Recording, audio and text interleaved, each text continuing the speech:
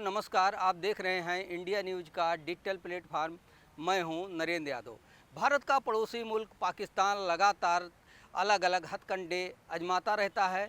पाकिस्तान जहां कंगाली की कगार पर खड़ा हुआ है, वहीं अपने परमाणु बमों को लेकर, परमाणु कार्यक्रम को लेकर दूसरे देशों से समझौता कर रहा है। अभी हाल ही में पाकिस्तान ने सऊदी अरब से रक्षा समझौता किया है। उसके तहत एक दूसरे देश पर हुए हमले को दोनों देश पर हुआ हमला माना जाएगा।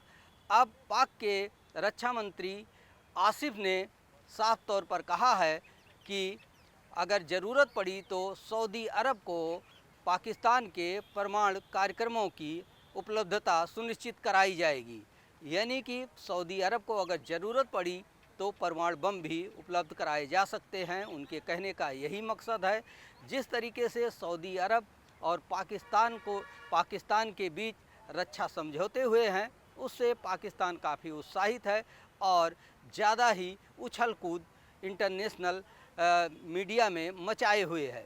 लगातार जिस तरीके से पाकिस्तान अपने परमाणु बमों की धमकी पड़ोसी मुल्कों को देता है और दुनिया में इस्लामिक बादशाह बनने का प्रयास करता है, इसी कड़ी में पाकिस्तान सऊदी अरब से समझौता करने के बाद अलग अलग बयान दे रहा है। साफ कहा जा सकता है कि कंगाल पाकिस्तान अब अपने परमाणु कार्यक्रम की बिक्री पर लगा हुआ है। चाइना से उसके संबंध खराब चल रहे हैं।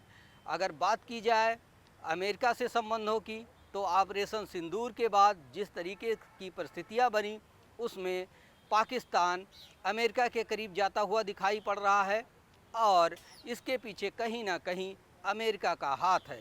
अमेरिकी राष्ट्रपति डोनाल्ड ट्रंप जिस तरीके से भारत के ऊपर टैरिफ लगा रहे हैं और नए नए प्रतिबंध लगाने की जुगत में लगे हुए हैं, उसी कड़ी में सऊदी अरब और पाकिस्तान के बीच ये समझौता होना कहीं ना कहीं अमेरिका के पीछे से होने के संकेत देता है, क्योंकि सऊदी अरब और अमेरिका के अच्छे संबंध हैं। इस बीच पाकिस्तान और सऊदी अरब के बीच में जो रक्षा को लेकर समझौता हुआ है, एक देश पर हमला दोनों देशों पर माना जाएगा और उसके बाद पाक के रक्षा मंत्री का बयान आना कि परमाणु कार्यक्रमों को भी उपलब्ध कराया जाएगा, इससे साफ है कि पाकिस्तान अपने परमाणु कार्यक्रम, परमाणु बमों और उसकी टेक्नोलॉजी को बेचने में लगा हुआ है और उसको बेचकर वो सऊदी अरब और खाड़ी देशों से पैसा कमाना चाहता है और अपनी कंगाली को दूर करना चाहता है।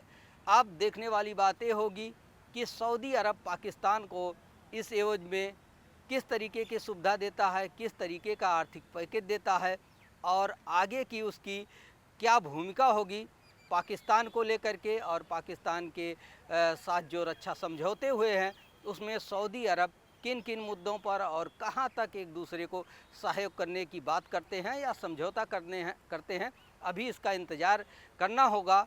लेकिन फ़िलहाल जो ये समझौता हुआ है, वो भारत के लिए एक चेतावनी है और भारत को इस मामले पर पैनी नज़र बना के रखनी होगी कि पाकिस्तान जिस तरीके से अपने परमाणु बमों को, परमाणु कार्यक्रमों को बेच रहा है, उससे भारत की सुरक्षा पर कोई असर न पड़ने पाए और इसके लिए भारत को कूटनीतिक प्रयास करने भी चाहिए।